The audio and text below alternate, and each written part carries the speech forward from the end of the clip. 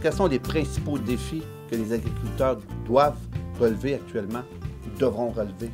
Moi, ce que je pense, c'est une prise de conscience là, générale là, de la sous-exploitation de la ressource terre agricole. Je m'explique. Il y a des parcelles agricoles qui appartiennent à des privés qui ne sont pas en agriculture. Pour différentes raisons, s'en servent pour des usages plus de loisirs ou de passe-temps. C'est correct, ça leur appartient. Mais ça fait l'effet pervers, c'est que ça fait en sorte qu'il y a des producteurs qui ont besoin de terres agricoles pour se développer et parfois n'ont pas accès à ces ressources-là. Ou des fois, il y a des relations un petit peu plus compliquées. Il y a des gens qui ne sont pas du tout intéressés, laissent aller dans l'espérance de pouvoir spéculer éventuellement et pouvoir se construire. Donc, toute cette notion-là de reconnaissance de l'importance de la ressource, puis je ferais peut-être un parallèle avec le secteur acéricole.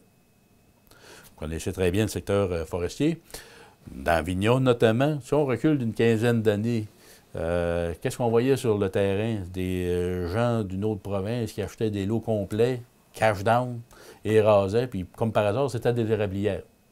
On était peu conscient du potentiel à part, on avait plutôt une approche très forestière là-dedans, et non une approche d'exploitation acéricole.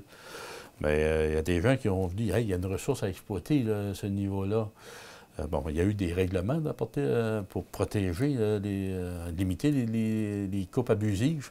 Bon, on voit qu'est-ce qu'on fait. On a pu implanter une industrie acéricole majeure et importante. Puis qu'est-ce qu'on voit actuellement, nos producteurs acéricoles, hein, c'est pas des bineries, là, des entreprises à 30, 50 et 70 000 en taille, qui sont parmi les plus performantes au Québec.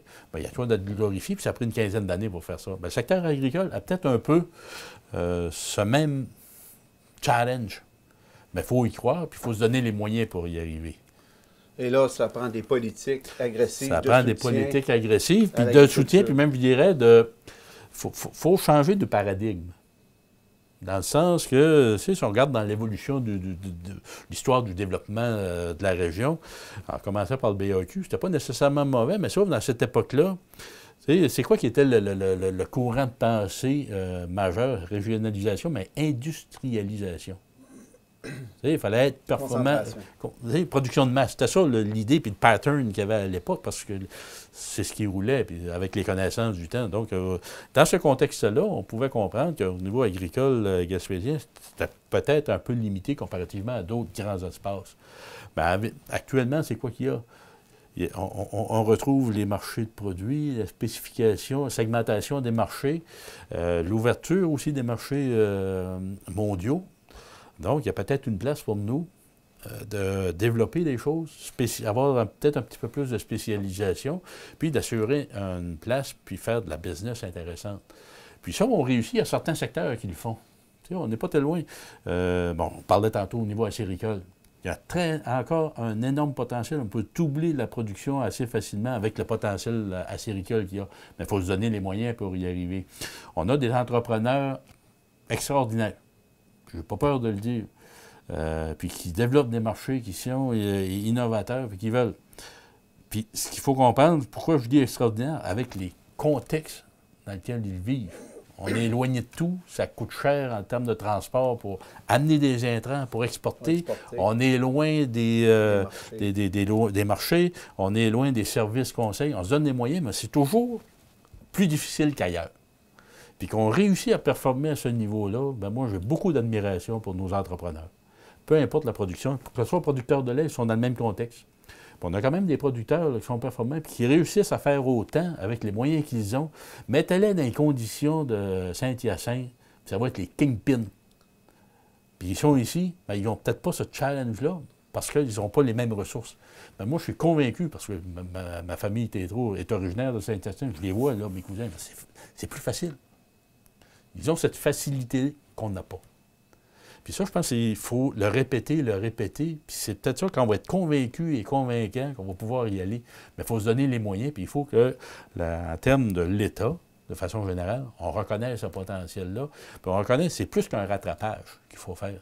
Il faut donner les moyens, le support nécessaire. C'est une révolution. Oui, à notre agriculture régionale, à prendre sa place réelle qui lui revient. Puis là, je continue. Donc, on parlait du lait. Au niveau du bovin, exactement la même chose. On a des producteurs qui sont performants, qui développent aussi, bon, ils peuvent gaspiller. Ça commence, puis c'est à développer, puis ça se poursuit, ça prend son petit bonhomme de chemin. L'agneau aux algues. L'agneau nourri aux algues, là, c'est quasiment... C'est excellent, c'est particulier, propre à la région. Puis peut-être ce que les gens ignorent, en termes d'agneaux mis en marché, c'est 10 fois ou 100 fois ce que l'agneau de Charlevoix produit.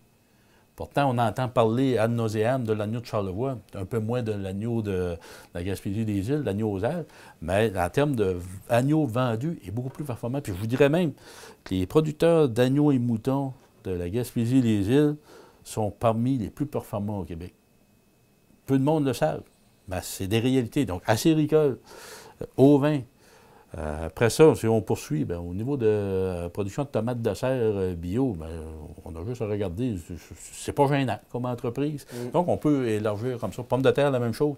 Nous avons d'excellents producteurs de pommes de terre pour lesquels le contexte pédoclimatique fait en sorte qu'on a besoin de moins de pesticides de façon générale à cause de la saison. Bien, tant mieux, on en profite. On a aussi des producteurs spécialisés dans la production de semences qui avaient des fois, de certaines années, des exclusivités pour l'ensemble du Québec. Donc, c'est pas rien, là. Ça, je suis juste énuméré, puis ce sont nos producteurs, les quelques 300 entreprises qu'on a ici, là, qui font ça. Donc, on a toute raison d'être fiers. Puis encore une fois, comme je le disais, d'autant plus qu'ils opèrent dans le contexte régional dans lequel on est. C'est un très beau témoignage de la dynamique agricole en Gaspésie. Merci beaucoup, M. Tétreault. Tout à fait, Brigitte.